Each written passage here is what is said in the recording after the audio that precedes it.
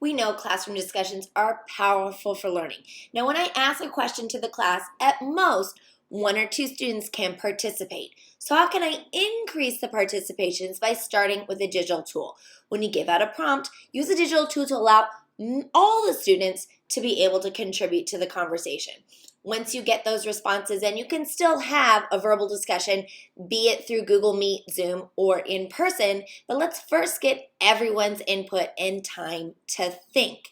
Now, not every student might participate, but it's going to be more than you would if you just asked for a raising of hands. And by using a digital tool, you often can see all of the student responses that allows everybody's voice to be seen, even if they're not specifically read aloud. Now, I, of course, like to use a spreadsheet. So we're going to look at alicekeeler.com/discussion tab. So I'm going to go to alicekeeler.com/discussion tab, and you're going to make a copy. Once the spreadsheet is loaded, you can put your list of questions here in column A. So let's say you're going to have a conversation about circles. So we say, what is a circle? What are examples of circles? Name a circle theorem.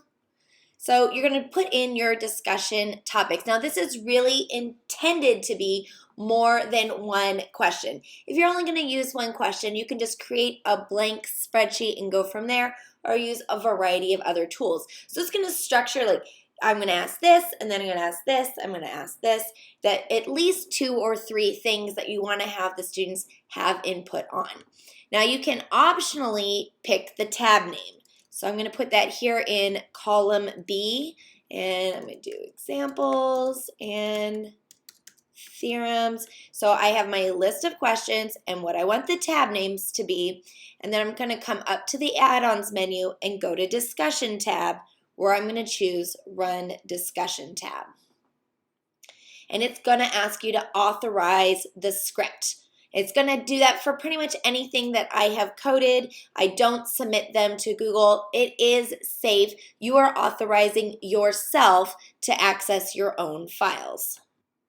Once you've authorized it, you'll see that it starts to create the tabs along the bottom for each discussion question. Just let it do its thing. It's coming. And now I had 3 questions, and I have 3 tabs. So it says, what is a circle? And actually, if this is locked down, students are not able to edit where the question is. The students are able to put their input on any of these other cells, but this yellow box with the question, they will not be able to edit. Automatically protects the range of each of the questions. And then if you are a premium member, you can go to the premium features, and right now I have add protected sheet.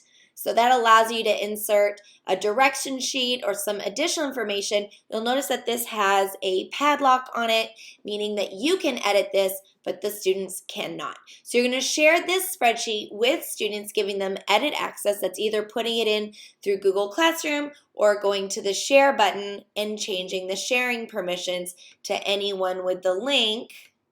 I'm going to change it to anyone with the link can edit. Done. So sharing it with edit access either through Google Classroom or through the sharing button to allow them to give their input on each of the discussion questions.